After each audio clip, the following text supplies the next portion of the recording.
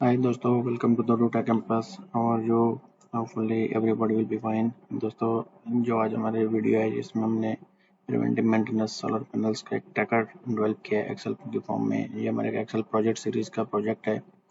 आपको जिस रिव्यू आ रहा है तो चलिए मैं आपको उसके पहले बता देता हूँ या इन्फॉर्म कर देता हूँ। ये हमारे पास है जिसमें हमारे पास सोलर पैनल्स हैं, जिसमें हमने 4 क्राइटेरियाज लिए हैं। फॉर क्लीनिंग स्टेटस लिया है, सोलर पैनल स्टेटस लिया है। सोलर पैनल स्टेटस में हमने लिया कि उसकी चेकिंग रिक्वायर्ड है या नहीं, वर्किंग फाइन है।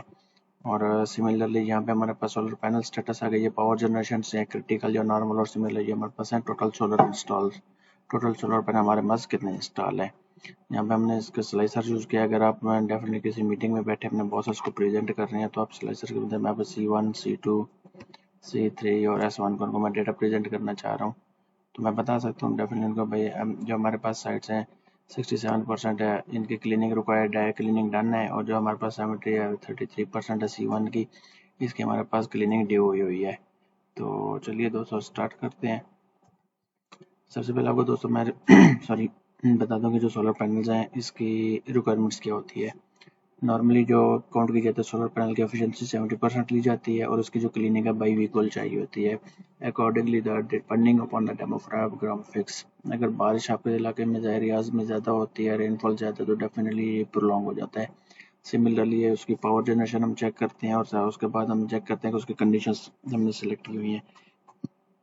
क्रिटिकल हमने कहा है कि अगर सोलर क्लीनिंग और सोलर पैनल की पावर आउटपुट जनरेशन दोनों में से अगर कोई भी कंडीशन मीट हो जाती है तो हमारे पास अलार्म जनरेट हो जाएगा, क्रिटिकल का फ्लैग आ जाएगा।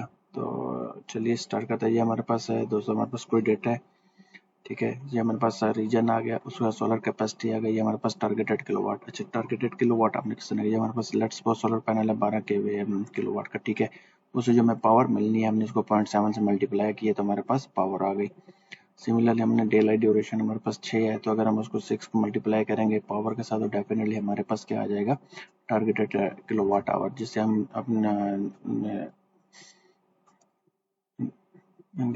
यूनिट्स बोलते हैं, ठीक है। ये हमारे पास 50.4 यूनिट। अगर आपके पास 12 किलोवाट का सोलर लगा हुआ है तो जो 6 घंटे सनलाइट है तो ये आपको 50 यूनिट्स पर डे के लिए से जनरेट करके देगा। ये हमारे पास एक्चुअल किलोवाट आ गई, ठीक है। एक्चुअल किलोवाट आपके पास आ जाएगी। एक्चुअल किलोवाट से आपको मैं बता देता हूँ कि ये आप किस तरह चेक करेंगे। ये हमारे पास है, ये आपके पास कोई भी इन्वर्टर लगा हुआ है आपके घर में या ऑफिस में, आप उसमें आएंगे तो ये जो आपके पास आउटपुट पावर आ रही है ये 2.32 किलोवाट दे रहा है, ठीक है। तो ये आपने काउंट करने है। अगर आपका सिस्टम जनरेटर रिपोर्ट है तो डेफिनेटली वो आपको वहाँ से सिस्टम की फॉर्म में जनरेटर रिपोर्ट आ जाएगी और आपने उसको जस्ट वहाँ से पिक करके यहाँ पे ऐड कर देना है। सिमिलरली हमारे पास लास्ट पीएमडी डेट या क्लीनिंग इसको कह रहे हैं कि जब इसके लास्ट टाइम क्लीनिंग कब हुई है, तो इसके हमने एजिंग 16 डेज लिखी हुई है, ठीक है। तो एक्चुअली होता क्या कि जो आपकी बाई एनुअल चाहिए होती है, सॉरी बाई वीकली, तो आपने यहाँ पे मैंने यहाँ पे डेट का फार्मूला या टुडे का फार्मूला यूज़ किया और उसको मैंने यहाँ से माइनस कर दिया, ठीक हो गया। सिमिलरली यहाँ से फिर मेरे पास एजिंग आ गई और यहाँ पे मेरे पास इसके मैंने इफ का फार्मूला लगा हुआ है, क्लीनिंग रिक्वायर्ड, पीवी चेकिंग और क्रिटिकल। तो चलिए मैं आपको दोस्तों क्या करता हूँ कि एक फार्मूला मैं बना देता हूँ, बाकी आप लोग को ट्राई कर लेना है, क्योंकि डेफिनेटली एक प्रोजेक्ट सीरीज है तो आप इसमें खुद काम करेंगे तो आपकी लर्निंग ज़्यादा होगी। लेट्स सपोज ये मेरे पास टोटल S1 है, रीजन है, इसमें मेरे पास 12 किलोवाट का सोलर लगा और टारगेटेड किलोवाट जो मुझे मिलते हैं, मैं आऊँगा यहाँ से इसको मल्टीप्लाई करूँगा 0.7 से तो जो मेरे पास आ जाएगी, ठीक है। ये ऑटोमेटिकली सारी चीज़ें मेरी अपडेट हो गई हैं। इसके बाद मेरे पास सनलाइट ड्यूरेशन आपके पास 6 है। इसके बाद टारगेटेड किलोवाट आवर आपने लेने, टारगेटेड किलोवाट आपने किस तरह लेने हैं, जहाँ से आप आएंगे जो पास टारगेटेड किलोवाट आया है उसको मल्टीप्लाई करेंगे जो आपके पास डे है, तो ये आपके पास एनर्जी आ जाएगी। अच्छा, एक्चुअल आपने डेली रीडिंग लेते हैं या जब आपको सिस्टम जनरेटेड रीडिंग आएगी। सेकंडली यहाँ पे मेरे पास की लास्ट आपके पास पीएम डेट है, क्लिनिक डेट कब हुई है, यहाँ पे मैंने आऊँगा इज इक्वल टू टुडे का फंक्शन चूज करूँगा, सॉरी ये मुझे आज की डेट दे देगा। और सेकंडली फिर यहाँ पे मेरे पास एजिंग आ जाएगी। एजिंग के लिए मैंने जस्ट क्या किया कि इसको मैं सिलेक्ट करूँगा और F4 की प्रेस कर दूंगा, क्योंकि ये मेरे पास स्टैटिक है, माइनस मैं यहाँ पे इनकर कर दूंगा, ठीक है। तो ये मेरे पास आ जाएगी, एजिंग डेज आ जाएंगे।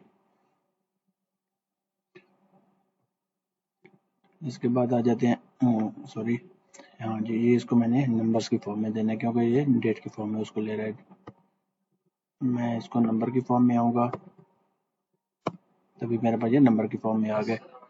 अभी अब सेकंडली में आ जाएंगे इसके ऊपर के रिमार्क्स क्या हैं।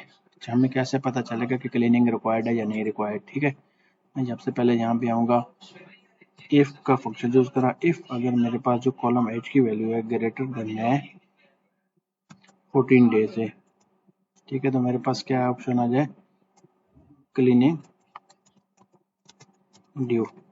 अदरवाइज क्या आ जाए, क्लीनिंग डन। इसको मैं एंटर कर दूंगा तो ये ऑटोमेटिकली मेरे पास सारा अपडेट हो गया। अच्छा, उसके बाद जो सबसे अहम क्राइटेरिया जो पावर स्टेटस, कि आपने पीवी की चेकिंग करनी है, उसकी रिक्वायर्ड है या नहीं, वर्किंग फाइन है या नहीं, ठीक है। उसके लिए आप क्या करेंगे, मैं आपको पहले यहाँ पे एक डेफिनेटली बता देता हूँ। लेट्स सपोज यहाँ पे मेरे पास है जो उसकी टारगेटेड पावर है 8.4 किलोवाट है, ठीक है, और जो मुझे एक्चुअल मिली है 4 किलोवाट आवर मिल रही है, ठीक है। तो पर भी मैं इसमें क्या करता हूँ कि एक्चुअली मैं इसमें 10% की मजीद माइनस कर देता हूँ, ठीक है, इज इक्वल टू ये मेरे पास एक्चुअल आई प्लस आगे मैं क्या करूँगा कि मल्टीप्लाई करूँगा इसको 0.1 के साथ और दोनों को मैं ऐड कर दूंगा। ये मेरे पास 4.4 बन रहा है, ठीक है।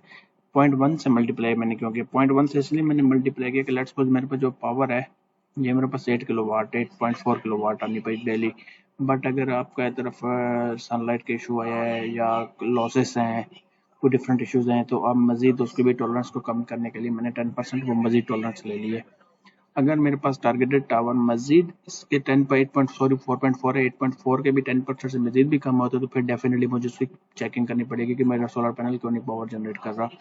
ठीक हो गया, वो फिर डेफिनेटली हमें चेक करना पड़ेगा उस चीज़ को कि ये हमारे पास क्यों नहीं परफॉर्म कर रहा, डेफिनेटली इसको करना चाहिए, ठीक है। तो ये मेरे पास यहाँ पे फार्मूला आ गया और ये मेरे पास वैल्यू क्या होनी चाहिए, उससे लेस होनी चाहिए, तब मेरे पास इसकी पीवी चेकिंग रिक्वायर्ड आ जाएगी, ठीक है। अभी हम देख सकते हैं कि यहाँ पे मैंने फार्मूला लिखा हुआ है,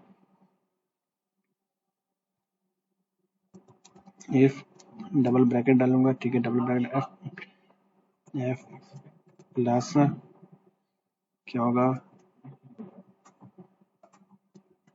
एक और ब्रैकेट डाल दूंगा, इसको मैं मल्टीप्लाई करूंगा 0.1 के साथ, ठीक है, और इसको मैं फिर ऐड भी कर रहा हूँ।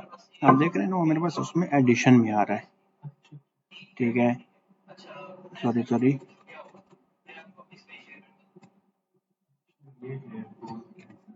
if is equal to if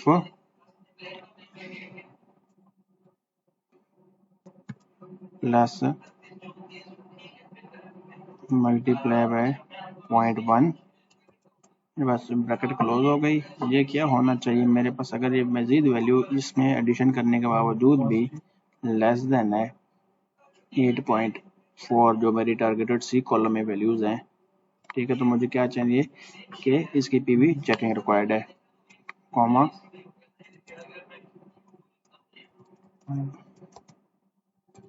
PV checking required आ जाएगा, अदरवाइज क्या है कि पीवी वर्किंग फाइन।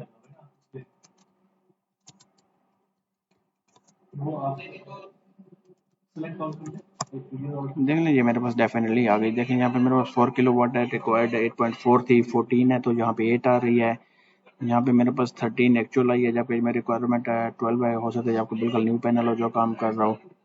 तो यहाँ पे मैंने जो हमारे पास सेकंड क्राइटेरिया था जो आपको मैं कह रहा था, जनरेशन पावर जनरेशन लेवल, अभी हमने उसको फुलफिल किया है, ठीक है। इसके बाद आ जाते हैं हम जहाँ पे आ जाते हैं कि स्टेटस, अब भाई हमने ये डिसीजन लेना है कि हमने पैनल्स की किस कंडीशन में है, क्रिटिकल है या नॉर्मल है। अब क्रिटिकल या नॉर्मल के लिए हमने आपको बताया कि दो क्राइटेरिया हमारे पास यूज हो रहे हैं, या तो क्लीनिंग है या पीवी चेकिंग पावर के ऊपर हम डिपेंड कर रहे हैं।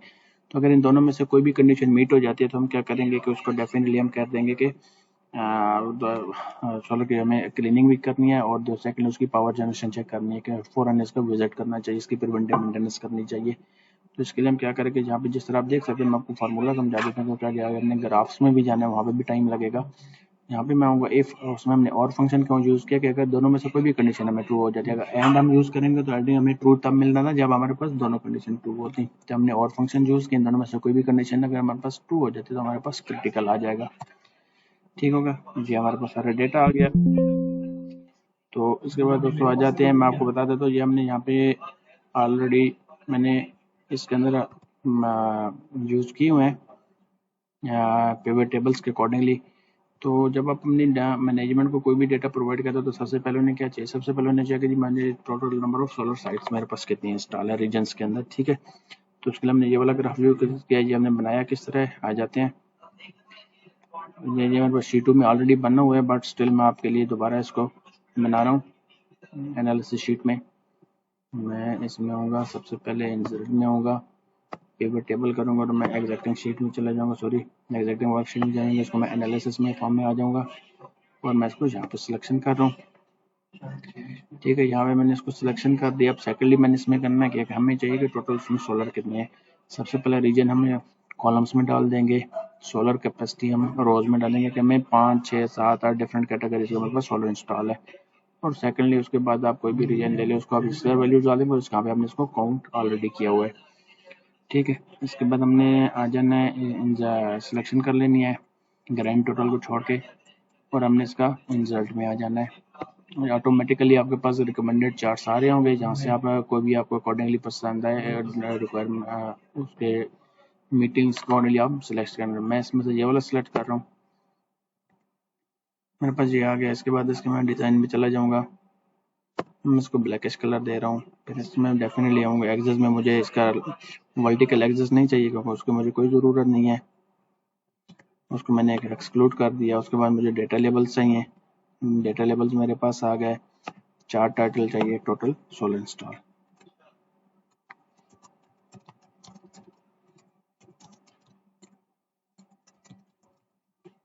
मेरे पास ये आ गए। इसके बाद आपने क्या करना है, इस ग्राफ को जस्ट कट करके अपने डैशबोर्ड का जो है यहाँ पे पेस्ट कर देना है, ठीक हो गया। अभी ये हमारे पास एक ग्राफ बना। उसके बाद सेकंड हमने ग्राफ में क्या देना है कि हमारे पास क्लीनिंग रिक्वायर्ड है कि नहीं, ठीक है। उसके लिए मजीद मैं शीट 2 में आऊँगा। अच्छा, दूसरा एक चीज़ चलिए वो नेक्स्ट टाइम मैं आपको बता दूंगा। इसमें मैं पिवट टेबल में आऊँगा, एग्जिस्टिंग वर्कशीट में आऊँगा, एनालिसिस में जाऊँगा, यहाँ पे आ जाऊँगा, ठीक है। तो आपने हमने पैटर्न एग्जैक्टली इसका वही रखना है। यहाँ पे मेरे पास रीजन आ जाएंगे डेफिनेटली। उसके बाद मैंने सिलेक्शन क्या करनी है कि क्लीनिंग रिक्वायर्ड है कि नहीं है, ठीक है। वो मेरे पास रिमार्क्स वाले सेक्शन में आप देख सकते हैं, या आगे क्लीनिंग डन। उसके बाद मैंने क्या करना है, साइड्स को हमने यहाँ पे ले आना है, ठीक है। ये आपके पास आ जाएगी किस चीज़ की फॉर्म में, नंबर्स की फॉर्म में। अगर आप इसको परसेंटेज की फॉर्म में लेना चाहेंगे तो पिवट टेबल में आएंगे, वैल्यू फील्ड सेटिंग्स में आएंगे, शो वैल्यूज एज में, और जहाँ पे हमने कॉलम्स में लेना तो परसेंटेज ऑफ कॉलम आ जाएगा। आप देख सकते हैं मेरे पास परसेंटेज ऑफ कॉलम आ गया, बट मैंने इसको नंबर्स की फॉर्म में ही लेता हूँ, मेरे लिए ज़्यादा कन्वीनियंट है। नो कैलकुलेशन में चला जाऊँगा तो डेफिनेटली मेरे पास ये आ जाएगा। फिर हमने definitely same as it is जाना है, रिकमेंडेड चार्ट्स में जाना है। इसके लिए मैं ये वाला चार्ट सिलेक्शन कर लेता हूँ। पाई भी आप ले सकते हैं, बट पाई के इसमें डबल कंडीशन है तो डेफिनेटली आपको नहीं शूट करेगा। डिज़ाइन में आ पाएंगे, डेफिनेटली आपने इसके बाद सारी फॉर्मेटिंग कर देनी है एज इट इज़। सिमिलरली आपने जो बाकी 2 चार्ट्स हैं वो भी एज इट इज़ बना देने हैं, डेवलप कर देने हैं, और यहाँ पे हमने डैशबोर्ड में इंस्टॉल कर देना है, सॉरी डैशबोर्ड में पेस्ट कर देनी है। जो चीज़ आपको मैं एक्चुअली, ये हमारे पास ग्राफ्स हो गए। उसके बाद हमने इसमें स्लाइसर ऐड करना है, ठीक है। स्लाइसर के लिए एक जो सबसे अहम पॉइंट आपको मैं पहले बता दूं काइंडली, कि स्लाइसर हमेशा आपको उस वक्त डेवलप होगा जब आपके सारे जो पिवट टेबल्स हैं एक ही वर्कशीट के अंदर होंगे, ठीक हो गया। अगर मैं let's suppose pivot table analysis में और यहाँ पे मेरे पास कुछ पिवट्स शीट 2 में, तो मेरा उसको मैं मर्ज नहीं कर सकूंगा स्लाइसर्स को, तो मैं आपको बता देता हूँ। इसके बाद हम आ जाएंगे शीट 2 में आएंगे, ठीक है। ये मेरे पास आ गई और ये मेरे पास एनालिसिस शीट है, तो मैं क्या कहता हूँ उसकी तरफ आ जाता हूँ। इसका मैं क्या कह देता हूँ, इंसर्ट में आ जाता हूँ, सॉरी मेरे पास ये पिवट टेबल आ गया, मैं इसमें इंसर्ट्स में आ गया। ये मुझसे मांग रहा है हमने क्या चीज़ लेनी है, इसको मैं यहाँ पे स्लाइसर सेलेक्ट कर देता हूँ। उसके बाद मैं स्लाइसर की मैं कुछ सेटिंग बता रहा हूँ हमने। उसके बाद मैं आपको स्लाइसर की सेटिंग्स बता रहा हूँ। उसके बाद आपने रिपोर्ट कनेक्शंस में आना और देखें डेफिनेटली ये ऑटोमेटिकली आपसे टेबल मांग रहे हैं। पिवट टेबल आपका कौन सा नंबर है, 59 है, 60 है। मैं यहाँ पे इसको 59 भी अटैच कर देता हूँ। टोटल हमने 2-3 बनाए हैं, इसके साथ मैं 59 और 58 भी कर देता हूँ, ठीक। अभी होगा क्या आपका स्लाइसर क्या क्या काम करेगा, मैं आऊँगा इसको मैं जस्ट सिलेक्ट करता हूँ। आप देख रहे हैं मेरे पास जस्ट 2 वैल्यूज आ गई, ठीक है। ये आपका स्लाइसर कर देगा। उसके बाद डेफिनेटली आपने डैशबोर्ड में आना और उसके साथ इसके आपने यहाँ पे पेस्ट कर देना है, तो ऑटोमेटिकली ये आपका इस तरह कंप्लीट हो जाएगा। तो दोस्तों आज का हमारे पास आपको सोलर पैनल्स की प्रिवेंटिव मेंटेनेंस का एक्सेल का ट्रैकर डेवलप किया है। ये आपको उसका अगर आपको क्वेश्चन है, क्यूरीज हैं, तो आप नीचे कमेंट सेक्शन में मेंशन कर सकते हैं। अगर आपके सोलर पैनल्स के अकॉर्डिंगली किसी तरह के कोई भी क्यूरीज हैं, क्वेश्चंस हैं, पावर कैलकुलेशंस हैं, समथिंग लाइक दैट एल्स हैं, तो आप उसके लिए भी मेरे नीचे व्हाट्सएप नंबर दिया हुआ है, आप कमेंट में मेंशन कर सकते हैं या मुझे डायरेक्ट आप पीएम कर सकते हैं। अगर दोस्तों आपको वीडियो पसंद आई है तो kindly like the video, subscribe the channel, और नेक्स्ट वीडियो तक आने के लिए उर्दू टेक कैंपस की तरफ से बाय बाय, टेक केयर।